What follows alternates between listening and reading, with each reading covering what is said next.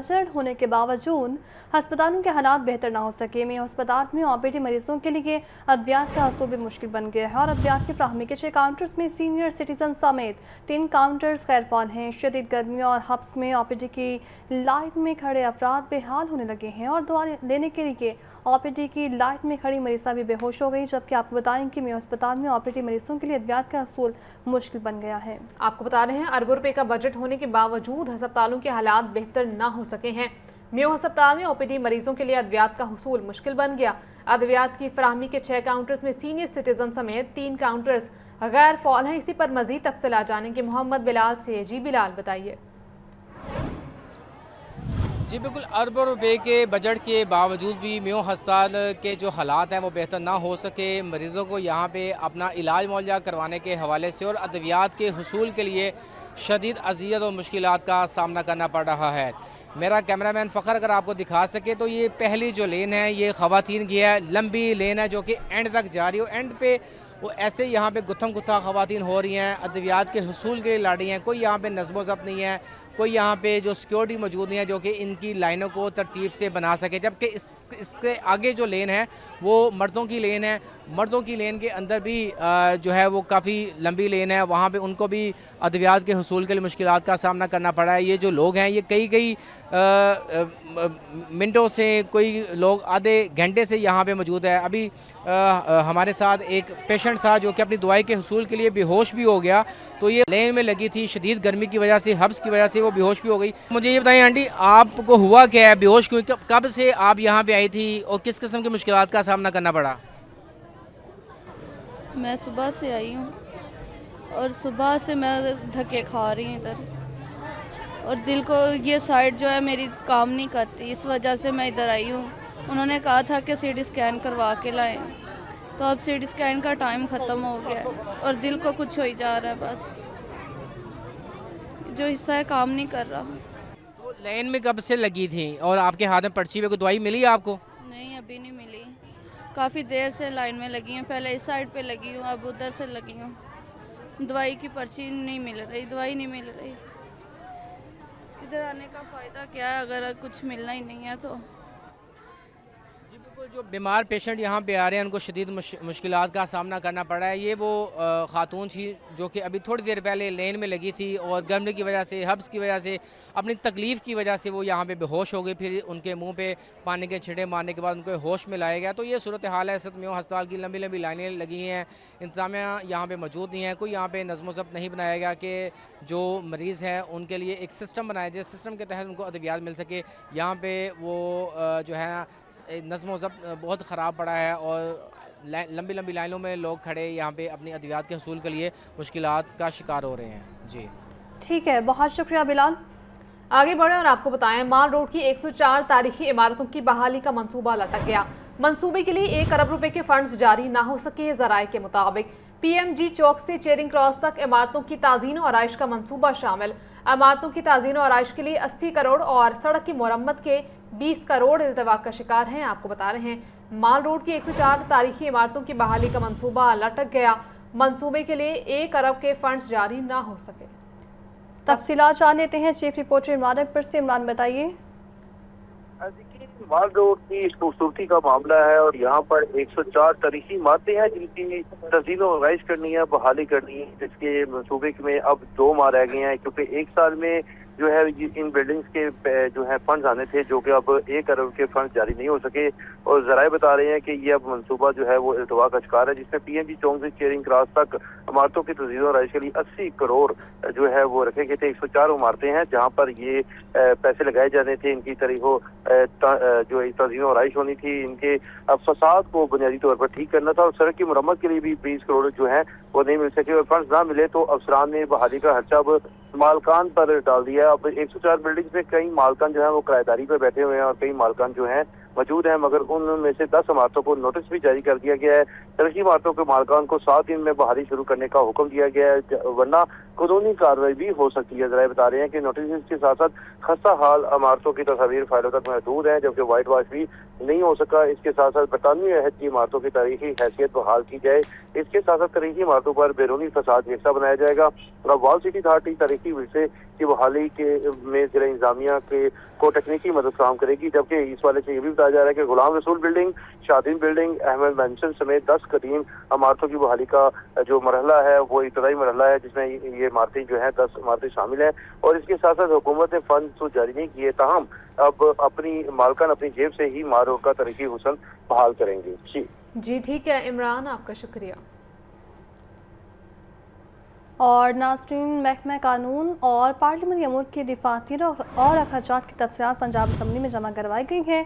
Report के मुताबिक Lahore division में महकमा कानून और पार्लियामेंट अमूर के 5 ज़िले दफातर कायम हैं। महकमा कानून और पार्लियामेंट अमूर की दफातर लाहौर, शेखुपुरा, ननकाना साहब और कसूर में है, जबकि लाहौर में डिस्ट्रिक्ट अटॉर्नी ऐवान अदल और पंजाब सर्विस ट्रिब्यूनल दफ्तर भी काम कर रहा है। लाहौर डिस्ट्रिक्ट अटॉर्नी ऐवान अदल और पंजाब सर्विस ट्रिब्यूनल पर 22 करोड़ 31 लाख रुपए खर्च हुए हैं। आपको बता रहे हैं महकमा कानूनी और पार्लिमानी अमूर के दफातर और अखराजात की तफसीलात पंजाब असम्बली में जमा।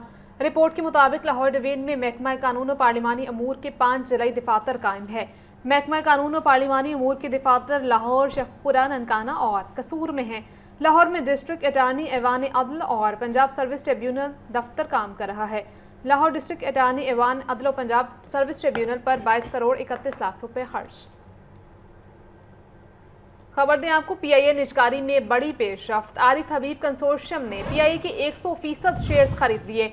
तर्जमान पीआईए के मुताबिक आरिफ हबीब कंसोर्शियम ने पीआईए के मजीद 25% शेयर्स के लिए रकम जमा करा दी।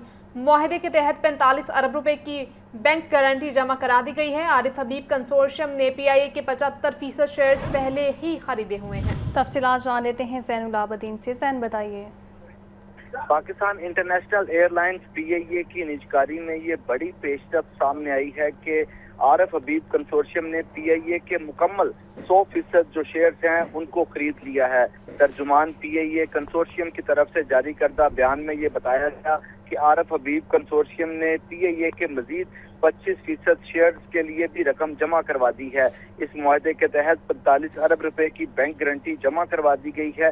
तर्जुमान की तरफ से ये भी बताया गया है कि आरिफ हबीब कंसोर्शियम के पास पीआईए के 25% मजीद शेयर की खरीदारी का ऑप्शन मौजूद था। इससे कबल पीआईए के 75% जो शेयर्स हैं वो पहले ही खरीदे जा चुके हैं और इस कंसोर्शियम की तरफ से ये 25% मजीद शेयर्स खरीदने का जो ऑप्शन था उसको अवेल किया गया और इस तरह जो 100% पीआईए के शेयर्स हैं उनको आरिफ हबीब कंसोर्शियम ने खरीद लिया है। अब जराए ये भी बता रहे हैं कि इस कंसोर्शियम की जानिब से मई में पीआईए का कंट्रोल संभालने की तवक्को भी की जा रही है।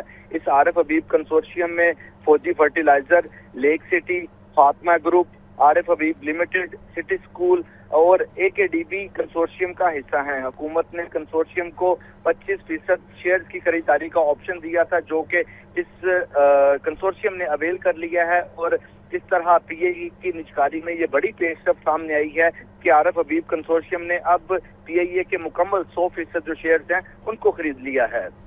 जी ठीक है ज़ैन, आपका शुक्रिया। बैक आपको बताएं कि कम अज़ कम उजरत 40,000 रुपये करने का ऐलान हुआ लेकिन अमल दरामद नहीं हुआ। Director labour south Lahore Nadeem Akhtar का कहना है कि अमल दरामद न होने के हवाले से शिकायत हैं और 4 माह में 14,000 इंस्पेक्शंस भी की गई हैं। चाइल्ड लेबर की शिकायत पर 70 से ज़्यादा मुकदमात भी दर्ज हुए। इस पर मज़ीद जानेंगे आतिफ परवेज से। जी आतिफ, बताइए। जी बिल्कुल, हुकूमत की जानिब से मिनिमम वेज जो है वो 40,000 की गई थी और इस कानून पर जो है वो अमल दरामद ना होने की शिकायत मसूल हो रही है और उसके साथ साथ चाइल्ड लेबर की भी शिकायत सामने आ रही थी। तो इस हवाले से महकमा लेबर क्या कर रहा है, कितनी इंस्पेक्शंस की गई हैं, ये जानते हैं। लाहौर में डायरेक्टर लेबर साउथ मौजूद हैं हमारे साथ, उनसे पूछते हैं। हमारी जो कैंपेन्स हैं मिनिमम वेज के हवाले से और चाइल्ड लेबर के हवाले से वो कंटिन्यूसली जारी हैं। जैसे कि मैं अगर आपको कोई फिगर दूँ इस साल की कि जनवरी से लेके अब तक हमने तकरीबन 14,000 के करीब इंस्पेक्शंस की हैं, जिसमें शॉप्स भी शामिल हैं, इस्टेब्लिशमेंट्स भी हैं और फैक्ट्रीज भी हैं। और उसमें हमने 2200 के करीब हमने उनकी प्रोसिक्यूशंस की है। और अल्लाह का शुक्र है कि 1300 ऐसे इदारे हैं कि जहाँ ये इम्प्लीमेंटेशन ऑलरेडी हो चुकी हुई। कॉलोनी बनी है कसूर में, उसमें 720 फ्लैट्स हैं जो सिर्फ वर्कर्स को दिए जा रहे हैं विदाउट एनी चार्जेस। तो वो जो है आज हम उनको अलॉटमेंट लेटर्स इशू कर रहे हैं यहाँ इसी ऑफिस में और कसूर के ऑफिस में।